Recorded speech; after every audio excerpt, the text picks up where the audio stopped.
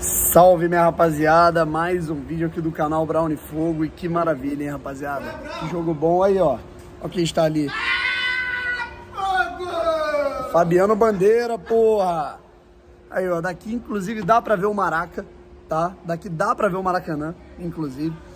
Não vou mostrar porque tá apagado e tal, não vai nem dar pra mostrar direito, mas de qualquer maneira.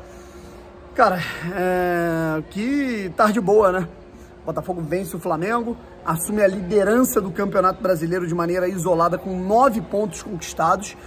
3 jogos, 3 vitórias, 100% de aproveitamento do time do Luiz Castro. É importante a gente falar sobre isso, tá legal? Enfim, Botafogo vence o Flamengo, a gente vai repercutir todas as situações. E, cara, hoje, assim, apesar de não ter sido um jogo fora de casa, né, na teoria foi, né, cara, mas na prática...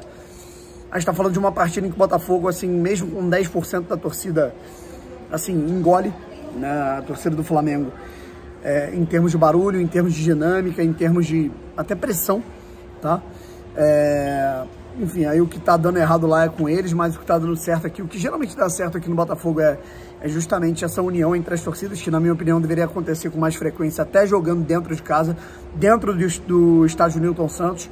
Enfim, se inscreve aqui no canal Brown Fogo. Antes da gente começar a falar um pouco do jogo, o Botafogo faz 1 a 0, faz 2, o Flamengo diminui, o Botafogo tem um jogador expulso, a gente vai falar um pouco sobre isso, vence o jogo, né? Mas antes, eu quero agradecer aí muito pelos 90 mil inscritos que nós alcançamos aqui no canal Brown Fogo. Somos 90 mil, rapaziada. Somos 90 mil. Muito obrigado. Faltam aí agora que a gente tem uns 90.060, 90.070. Muito obrigado. Nós somos aí 90 mil. Faltam, portanto, menos de 10 mil, praticamente 10 mil seguidores para nós alcançarmos os tão sonhados 100 mil inscritos e pegarmos essa tal placa aí, que todo mundo fala que é maneira pra caramba. É um sonho que a gente tem aí já há muito tempo. E esse canal que ele foi criado ali mais ou menos em julho de 2019, e a gente tem esse sonho, beleza, rapaziada? Tamo junto e vamos pra cima. O negócio é o seguinte, rapaziada, se inscreve aí e agora a gente vai começar a falar um pouco sobre o jogo. Porra, que cachorro chato, hein, meu irmão? Se for, é fogão, deve estar comemorando. Mas a parada é a seguinte, rapaziada, o negócio é o seguinte, vamos falar um pouquinho sobre o jogo. Como a gente falou, né, cara, o Flamengo, ele ia tentar amplitude pelos lados do campo, para tentar gerar 2-1, para tentar gerar superioridade numérica, para tentar gerar ataques pelos lados do campo, para depois chegar e encontrar os jogadores que vinham pisando na área, como o Pedro, como o Gabigol, como seria o caso do Gerson. E aí foi até uma boa notícia para o Botafogo, porque o Gerson se machuca no aquecimento, o Gerson sente a coxa no aquecimento, entra o Ayrton Lucas, que tem o cacuete, cara, naturalmente joga como lateral.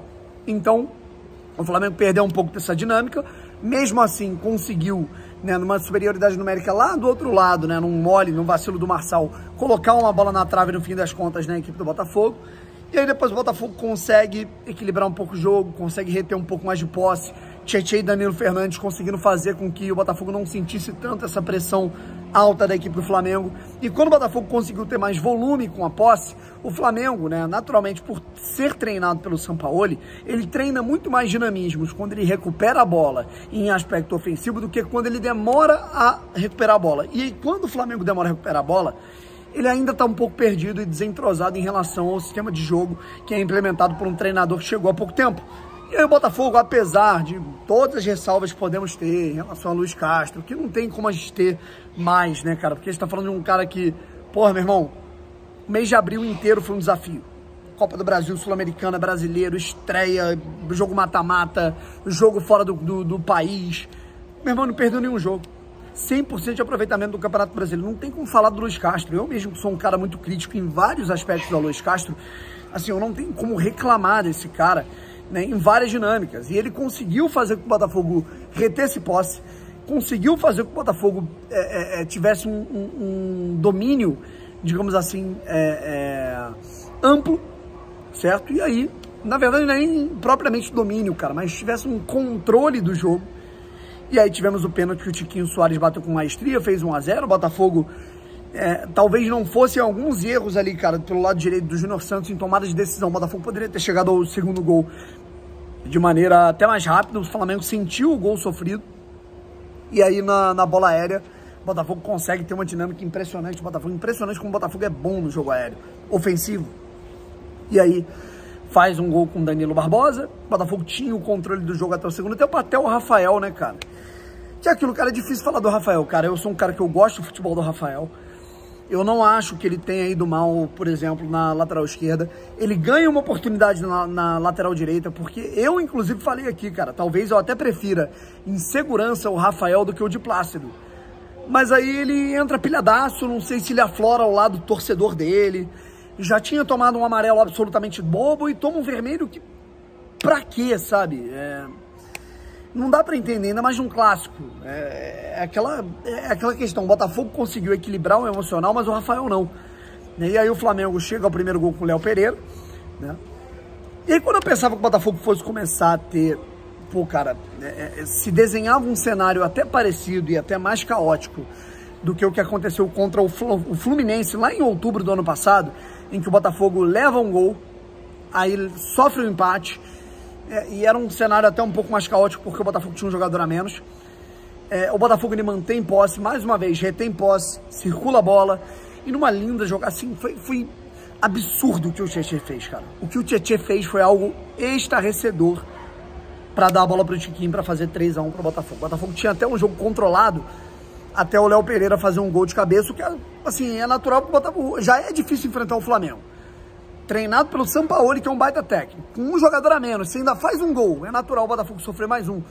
E aí o Lucas Perry garante a vitória, o Adrielson, cara, vou te falar, destaco muito Adrielson, tá? Lucas Perry, Tiquinho Soares e Tietê, e o Danilo, tá? Mas o Adrielson ele foi gigantesco, cara. Tivemos momentos em que o Botafogo tava ali vendidaço e o Adrielson corta precisamente, tira chute precisamente, sabe? E o Botafogo consegue ganhar um jogo muito importante, certo?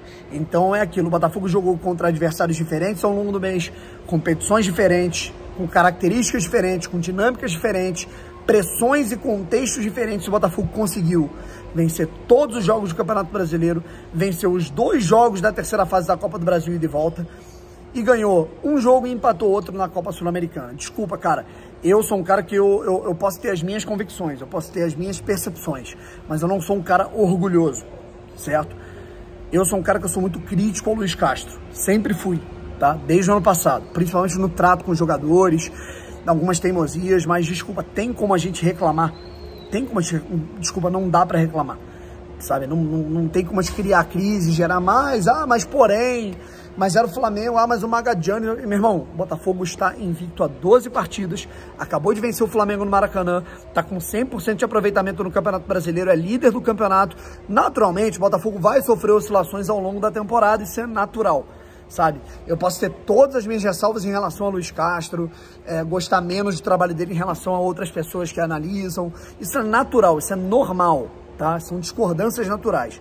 Mas desculpa, cara, não reconhecer o próprio mérito dele, com algumas convicções que ele deixou para trás, com algumas mudanças que ele percebeu que ele tinha que fazer para que o êxito fosse alcançado, desculpa, cara, é orgulho. Parabéns ao Botafogo, parabéns à comissão técnica, parabéns aos jogadores, e parabéns principalmente à torcida, que eu tava lá fazendo parte para fazer todo esse barulho e dinamizar essa vitória, levar o Botafogo a ter 9 pontos no campeonato e ser o líder do Campeonato Brasileiro nesse momento. Fui! Fogo!